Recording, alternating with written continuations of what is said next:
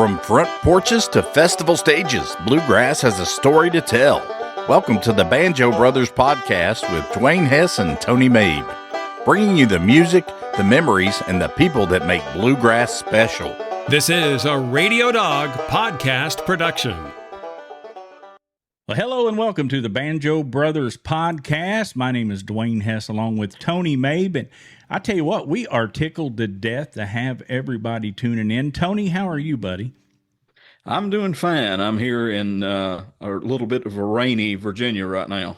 Well, it's storming here. I've got tornadoes all around me and everything else. But you know, as they say, the show must go on. Exactly. Well, hopefully you won't get lifted off anyway. Yeah. And so the listeners are probably able to hear the thunder and the rain hitting the side of the house. But hey, it's bluegrass. I've not been to a bluegrass festival yet where it didn't rain. Well, I was getting ready to say most of them are dodging puddles in a cow field, so they're dodging more than the puddles. Exactly. Exactly. And literally we've done that. Yeah. I've been there, done that myself. That's for sure. And so I wanted to make this introductory episode for, to let people know a little bit about who we are and what we're doing here. And I think anybody that knows anything about bluegrass knows who you are. And if they don't, they need to get out from underneath that rock they're on. No, they don't know who I am. They don't want to know who I am. But, you're one of the co-founders of Red Camel Collective and Right. Banjo player for Red Camel Collective and the husband of Heather Berry Mabe. And I tell you what, you guys are flat tearing it up right now. Oh Lord, I appreciate it, but yeah, that's my claim to fame. Oh, you're Heather's husband, right? Yeah. That's what I heard for 20 years. You're Hey, Heather's there's nothing wrong husband. with that. That's true. I'm fine with that. Heck yeah. Anybody can sing like she can. I'd be happy with that too. That's right. Nobody complained about being Elvis's wife or whatever. No, exactly not. Priscilla, she laughed all the way to the bank, didn't she? That's right. I just wish we could win the lottery once. That'd be all right. Yeah, just once. That's all we need. That's right. So, and then me, of course, I've been in radio since 1982. Been playing bluegrass music since 1983. That's longer than a lot of people's been alive. But I, just mainly on the regional level. I've been blessed in my music playing to be able to play with some of the legends and things like that. But, you've played with people like Easter Brothers and Jeanette Williams and James King and Junior Sisk and Red Camel Collective.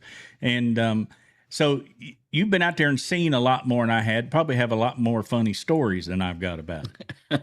Well, I've been doing this. I started playing music when I was 7 years old, but I've been doing full-time music really since I was probably 13 or 14 years old. And I used to get snuck into some places that I shouldn't have been at, put it that way. Yeah, I agree. I've been there. And so, yeah, I think I started playing, I guess what you'd call professionally in 2004 and or late 2004. I started with Jeanette Williams, and Heather and I met in '05, and by '06 we had were playing in a band together, and then I went back and filled in with Jeanette. I can't remember if it was '07 or '08, something like that. Jody King. Do you remember Jody King? Yeah, I do. He was playing the banjo, and he had actually fell off a scaffold and got hurt. And so I played with him another year. I played with, like you say, with James King.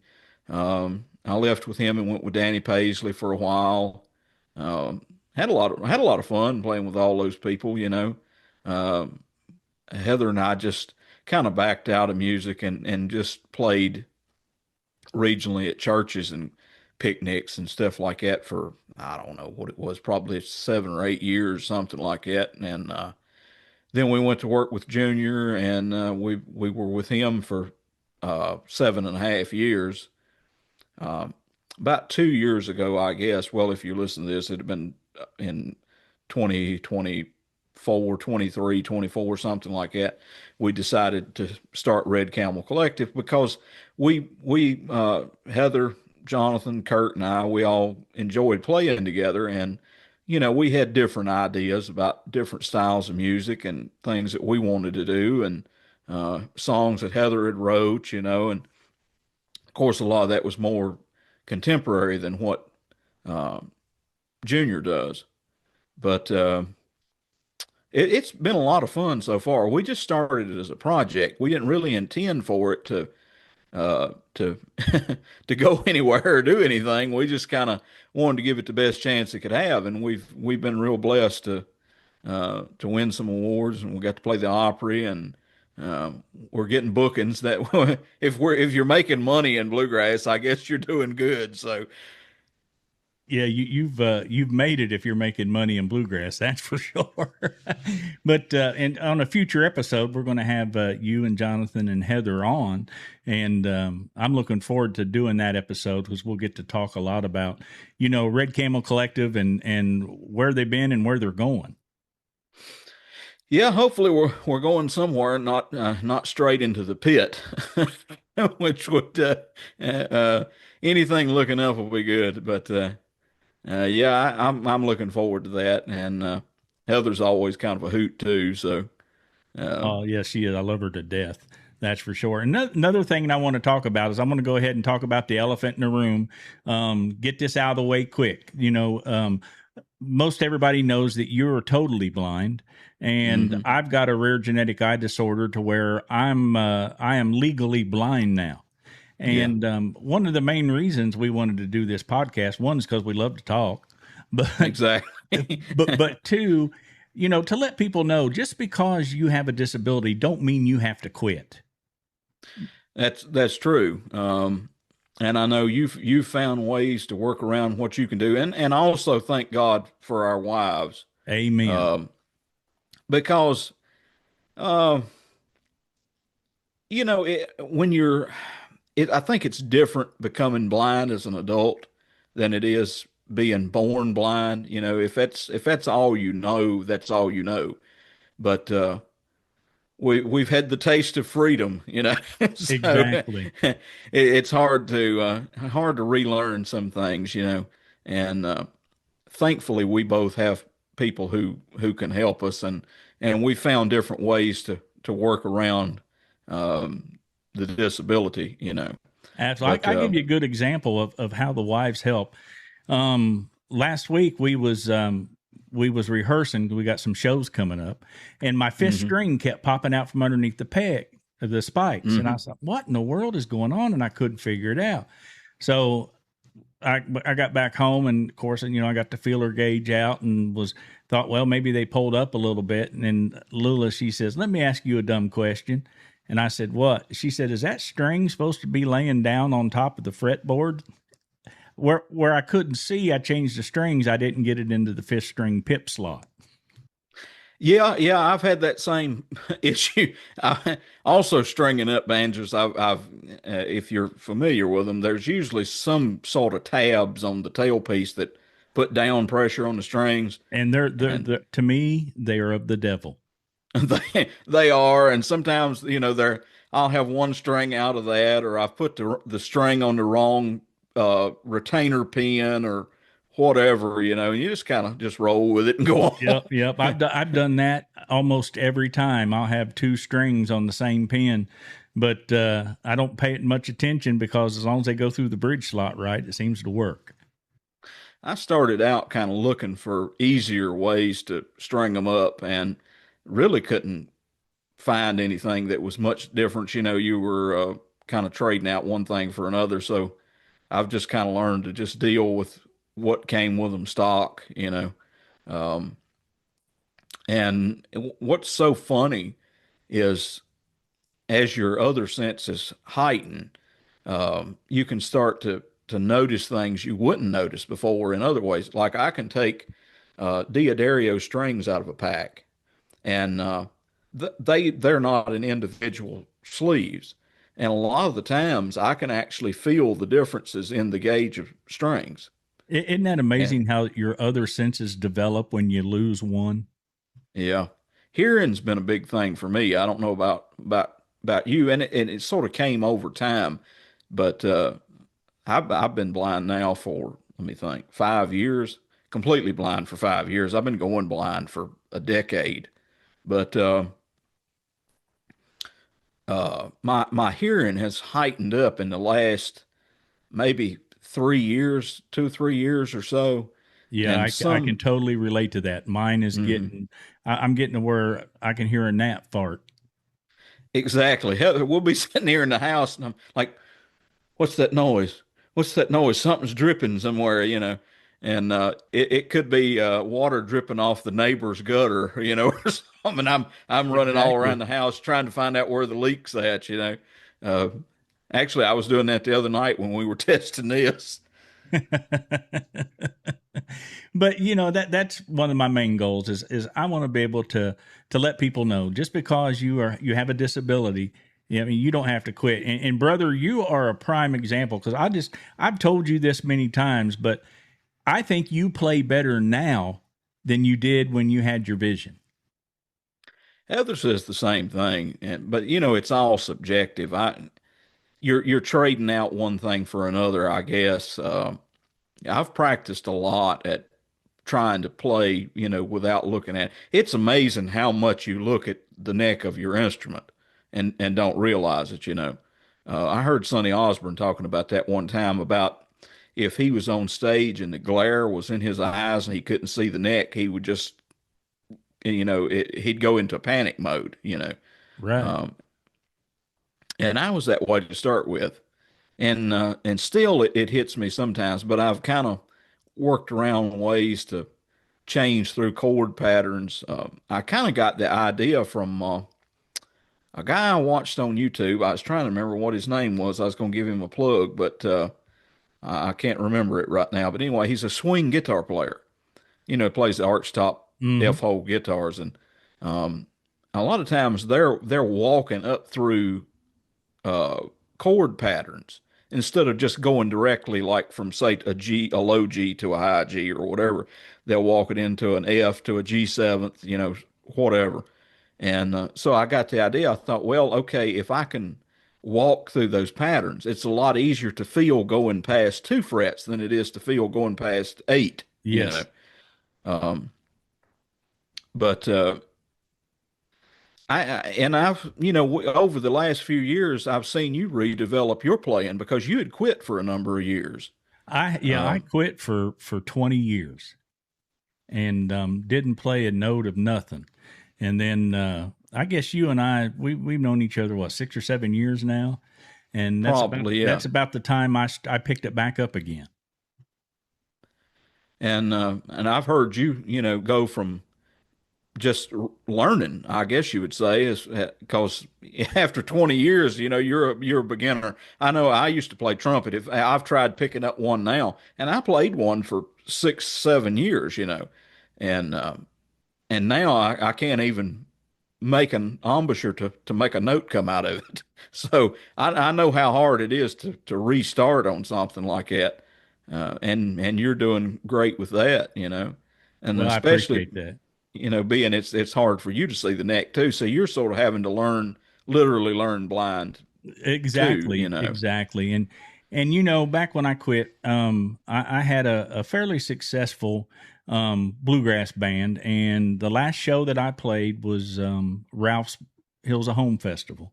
Hmm. And I had one guy not show up, and some other things went on, and I just had it. I was fed up. So played that show, and I come home and I said, "That's it. I'm done." Sold my banjo that I had at the time, and I just quit. Didn't play nothing for about 20 years, and I'm not a bit ashamed to say that I'm a Christian and I believe in the Lord wholeheartedly.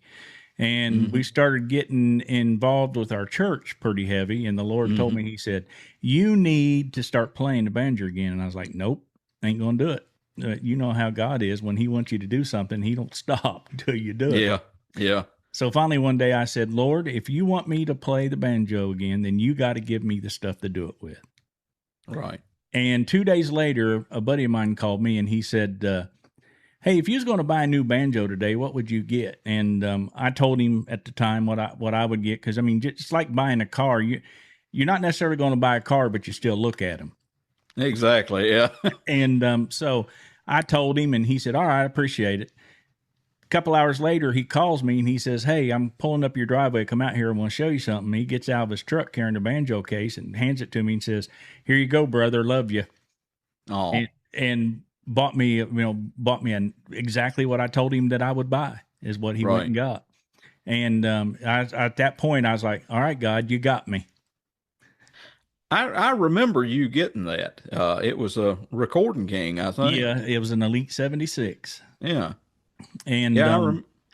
and since then, of course, as you know, I had to learn to play all over again. But me being who I am, I dove right back in, started a bluegrass gospel group, because I believed if that's what the Lord wanted me to do, He would take care of everything I needed to do, and He has. We've been really blessed. We've been traveling all over Kentucky and Tennessee and Georgia and Virginia, playing bluegrass gospel in churches and festivals. And, all the time, all the years that I played up until I quit, I could not buy an endorsement. I couldn't get endorsed by nobody. And Right. then as soon as I started playing for the Lord, I'm not going to mention all of them, but as soon as I got, I got some pretty decent endorsements. And so, it's all glory to God. hmm The only, this is kind of funny. The only endorsement I've ever had was with Recording King, and they went out of business a month later. Yeah. Yeah. So I like to tell everybody that was, they were picking me up when they scraped the bottom of the barrel, I guess. But Oh, mercy. No, that's not true at all. But yeah, I mean, I can't see the neck of the banjo anymore either. So yeah, I'm doing a lot of, what you've talked to me about, sliding into positions and walking up into chords, especially on slower songs. That's real easy to do. But it can be done. as you get braver, you might start doing longer slides. And Heather always gets tickled because the little lick that for anybody listening, that you hear a lot of songs, the shave and the haircut, Yes. Ba-da-da-dum-bum, ba-dum-bum. Most of the time I miss that next to last note, and I'll do ba-da-da-dum-dum, pink, you know, and Which means so the haircut wasn't worth the money. yeah, it's instead of a haircut, it's just a cut. So I've been kind of just doing that and laughing about it because it happens every time, and now it's got to be a habit. I guess I just about can't break. So um, Yeah, and I quit using that ending altogether. I do a different style ending, which leads me up to one part of our podcast is going to be a weekly segment called Banjo Tips and Licks, where gotcha. where we're going to give banjo players a tip on whether it's setup or how to choose a bridge or strings or head tension, any of that stuff. But also, Right. some weeks too, we'll have you teach them a simple banjo lick that they can add to their arsenal. My banjo tip for this week is don't take no wooden nickels. There you go. There you go. No matter how much the promoter says they're worth. That's exactly right.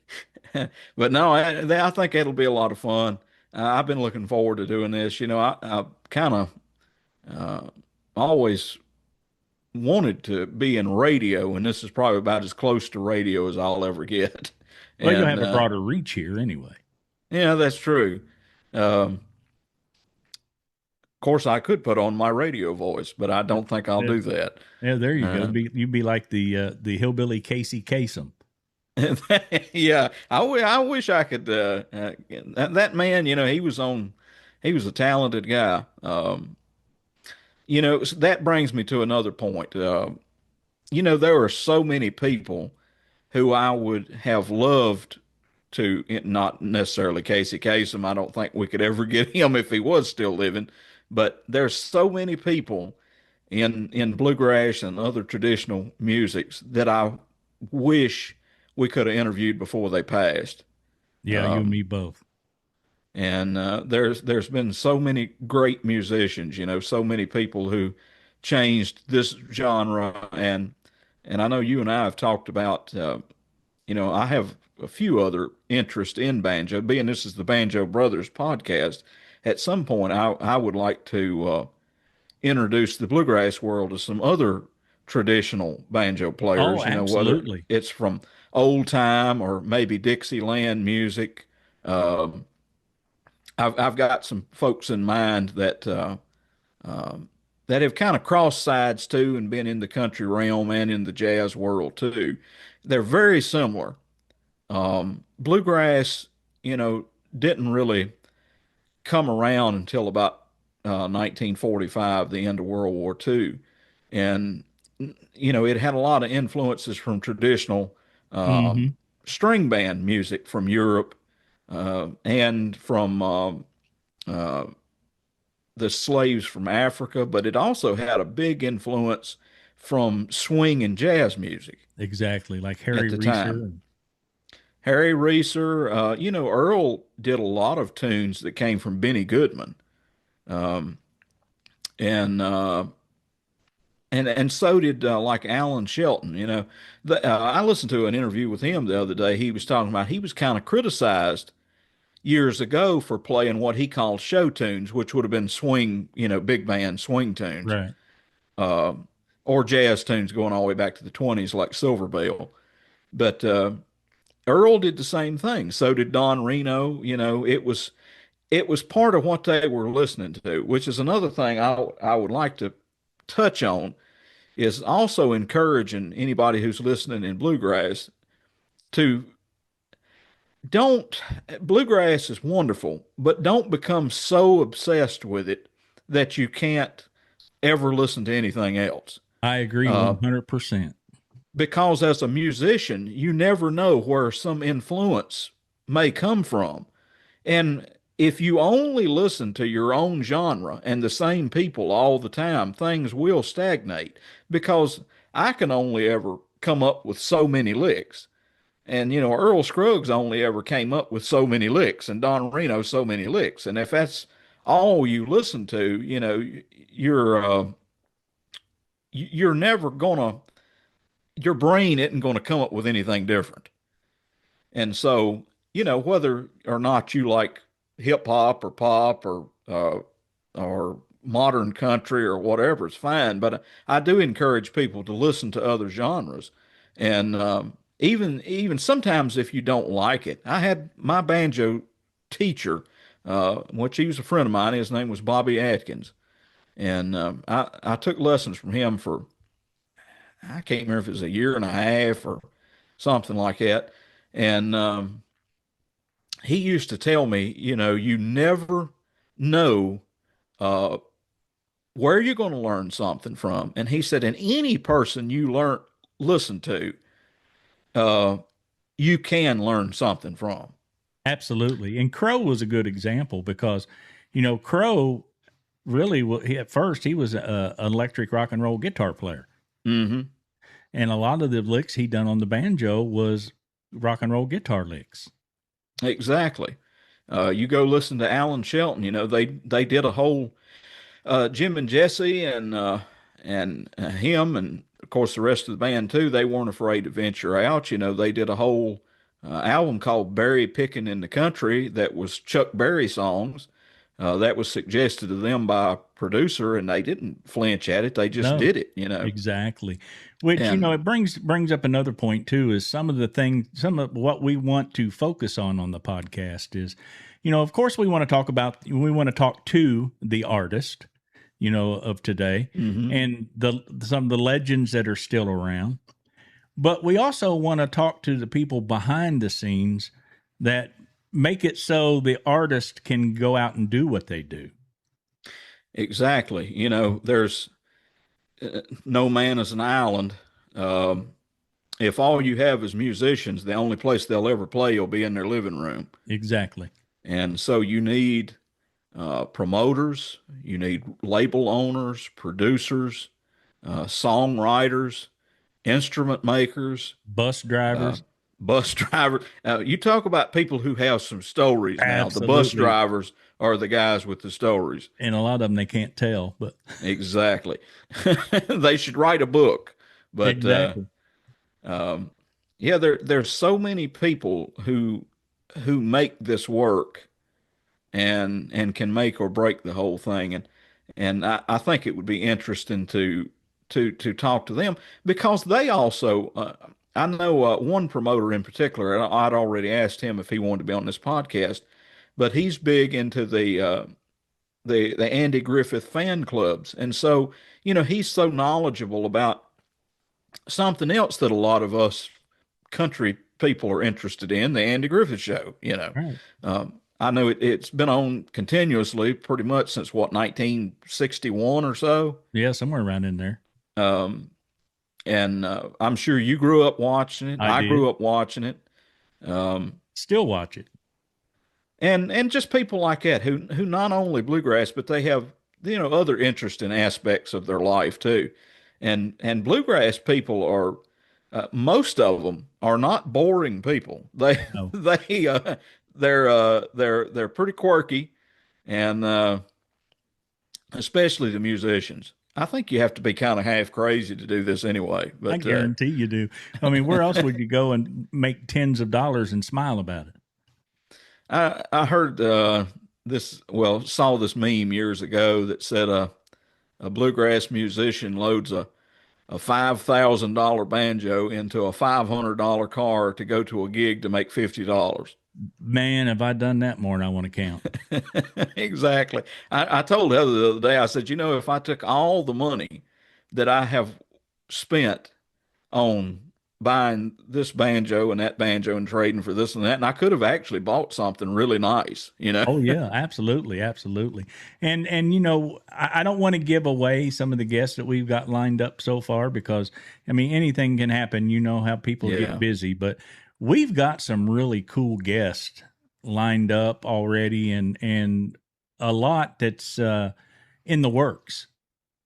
I think so, and I'm very thankful that so far people have been enthusiastic about coming on and doing it. So, And it's the response when the word got out that you and I was starting this podcast. I mean, within a couple of days, Bluegrass Today done an article about it. mhm. And Rick Dollar and we have joined forces with him and the Radio Dogs Podcast Network. Definitely appreciate Rick. Definitely. Yeah, and then the support and the enthusiasm that I know you've gotten from the people you've talked to as well as I have is the artists and the people that we want to spotlight on the podcast has just been phenomenal. And this is the first time we've recorded right here. Yeah, exactly. I know I just got my equipment together, last Friday or something like that. Yeah. And so this is all new to me and Heather both, but yeah, it's a brand new venture, and so far it's been going really good. So I'm thankful for that. Absolutely. And then, we're gonna start recording episodes probably November, December time frame, right in there. And our plan right now is to start airing episodes in March. And there's two reasons for that. One, I'm retiring in February, so I'll have more time to work on it then. And then two, I mean, Red Camel's schedule is slammed. You guys are playing everywhere. Yeah, it's surprising. We signed with Advanced Artist Relations. Mandy Miller. I think she's married now, so I'm sorry, Mandy. I'm not good with names, but she has done a fantastic job of bringing in bookings so far, and so that's actually why we decided to quit what we were doing and focus on Red Camel full time. It just it picked up. We weren't expecting it to, but we're busy. I know on through November, which is wonderful because nobody's really busy in bluegrass in the wintertime. Exactly. If you are, it's kind of indoor gigs, which are fine too. I would love. We're going out to next couple of months. Actually, um, end of July, we're headed up into Ontario, Canada.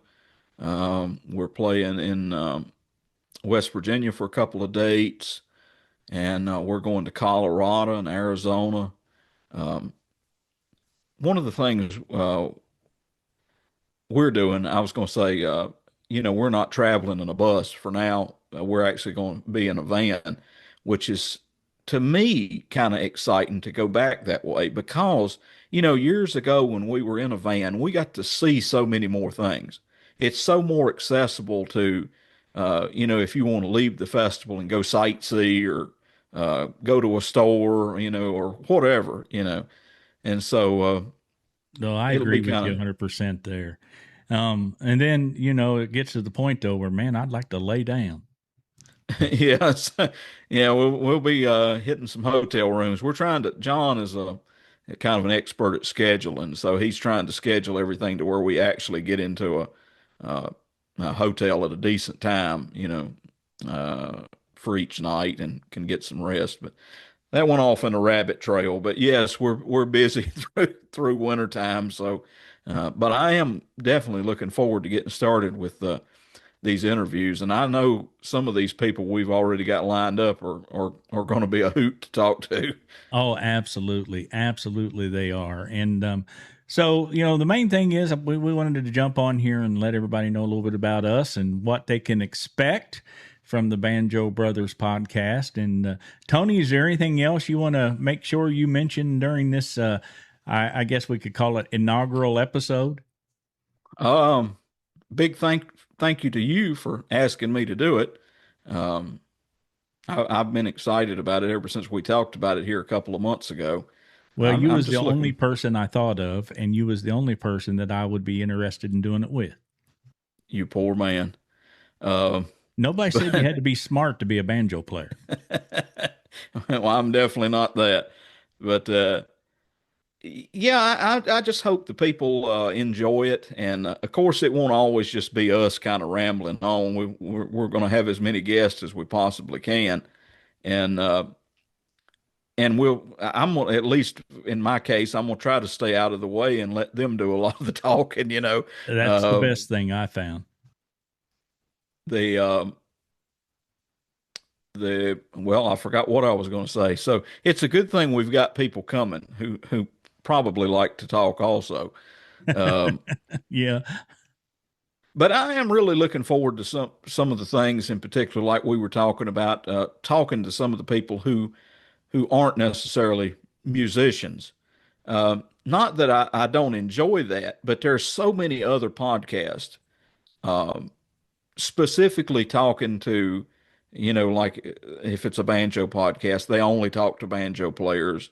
And you kind of hear the same stories over and over and over again because how many times can you hear the same person's life story? Exactly. And then and two, it's the other people that have the best banjo jokes.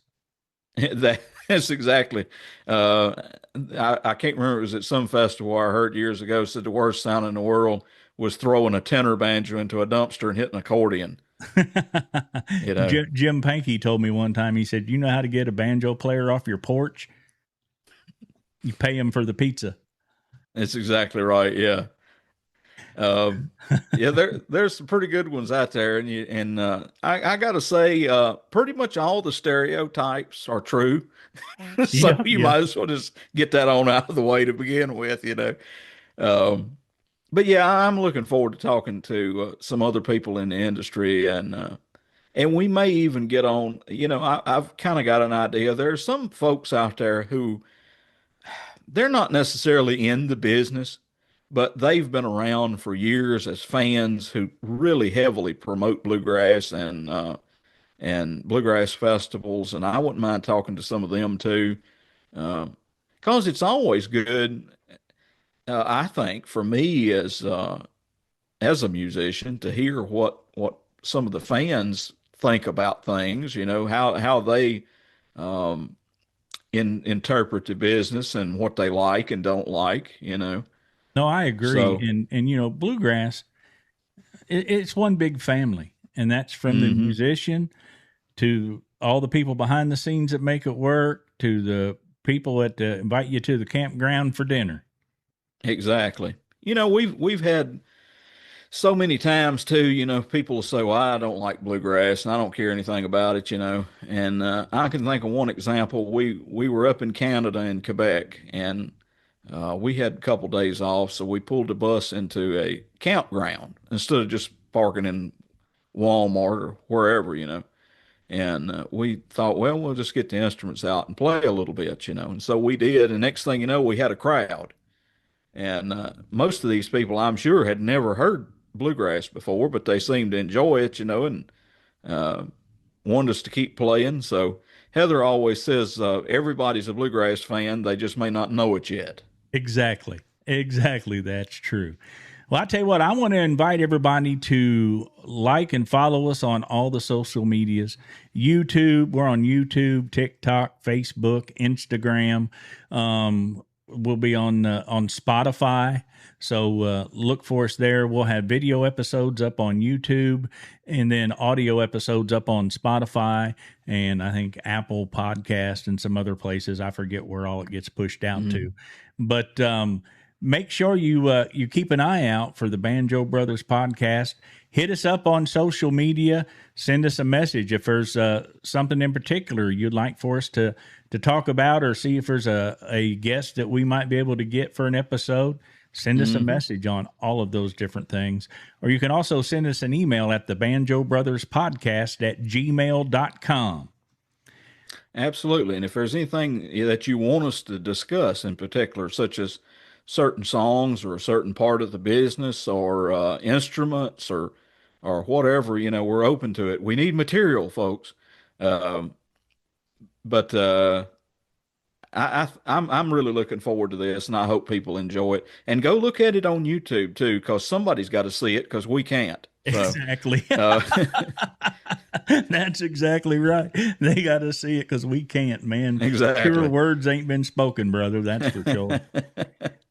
Well, Tony, I appreciate it, my friend, and I'm looking forward to what the future has to hold for the Banjo Brothers Podcast.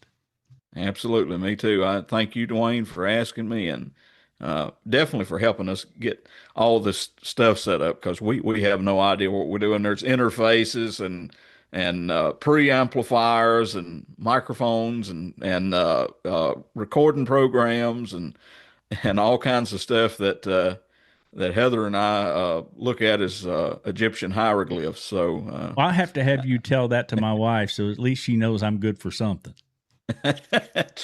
Well, you're good for a lot of things. We'll have to promote you too.